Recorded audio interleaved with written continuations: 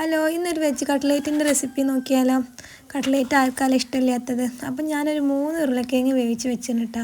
ഇനി ഉള്ളി, വെളുത്തുള്ളി, ഇഞ്ചി, പച്ചമുളക്, കറിവേപ്പില, ചപ്പ്. ഇനി നല്ല ചൂടായ ചട്ടിയിലേക്ക് ഞാനൊരു ടീസ്പൂൺ വെളിച്ചെണ്ണ ചേർത്ത് കൊടുക്കണ്ടേ.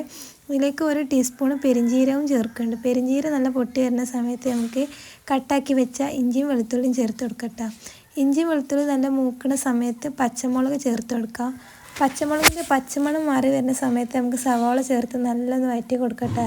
ഇത് വെജിറ്റബിൾ കട്ട്ലേറ്റ് ആണെന്ന് കരുതിയിട്ട് ഇതിലേക്ക് ഞാൻ ക്യാരറ്റോ ബീൻസോ അങ്ങനത്തെ ഒന്നും ചേർക്കണില്ല കേട്ടോ. കാര്യമായിട്ട് ഈ ഉള്ളിയും ഉരുളക്കിഴങ്ങും മാത്രമേ ചേർക്കണുള്ളൂ, എന്നാലും നല്ല ടേസ്റ്റാണ്.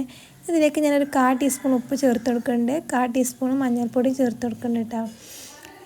ഇനിയിപ്പോൾ ചിക്കനോ ബീഫോ ഇല്ലയെന്ന് കരുതിയിട്ട് കട്ട്ലേറ്റിൻ്റെ ഒരു ടേസ്റ്റിൻ്റെ കോംപ്രമൈസും ഒന്നുമില്ല കേട്ടോ. നല്ല അടിപൊളി ടേസ്റ്റാണ്. ഇനി ഇതിലേക്ക് ഒരു പിടി ചപ്പും ഇത്തിരി കറിവേപ്പിലയും ചേർത്ത് നല്ല വഴറ്റി കൊടുക്കുന്നുണ്ട്.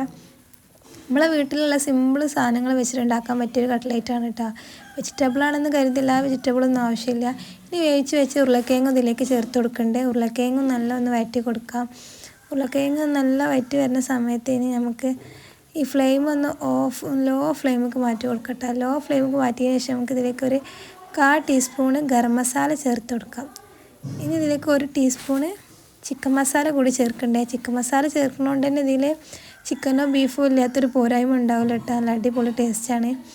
ഇനിയിപ്പോൾ ഇത് നല്ല ഒന്ന് തണുത്തതിന് ശേഷം നമുക്ക് കയ്യിൽ വെച്ച് കണ്ട് ബോൾസാക്കി ഒന്ന് പരത്തിയെടുക്കാം.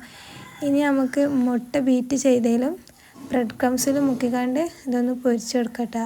അപ്പോൾ നല്ല പുറത്ത് നല്ല ക്രിസ്പിയും ഉള്ളിൽ നല്ല സോഫ്റ്റും ആയിട്ടുള്ള കട്ട്ലേറ്റ് ഇവിടെ റെഡിയായി കിട്ടും കേട്ടോ. നല്ല അടിപൊളിയാണ് കേട്ടോ. ഇനിയിപ്പോൾ ചിക്കനോ ബീഫോ കഴിക്കാത്തവർക്കൊന്നും കട്ട്ലേറ്റ് കഴിക്കണ്ട എന്നുള്ള ഇത് വേണ്ട. അപ്പോൾ എല്ലാവർക്കും കഴിക്കാൻ പറ്റിയൊരു കട്ട്ലേറ്റാണ് എന്ന് എഴുതിയിട്ട് ഒരുപാട് വെജിറ്റബിളിൻ്റെ ആവശ്യം അതും ഇല്ല കേട്ടോ. അപ്പോൾ എല്ലാവരും ഒന്ന് ട്രൈ ചെയ്ത് നോക്കുക. ഇഷ്ടപ്പെട്ടാൽ ലൈക്ക് ചെയ്യുക, ഷെയർ ചെയ്യുക, സബ്സ്ക്രൈബ് ചെയ്യുക.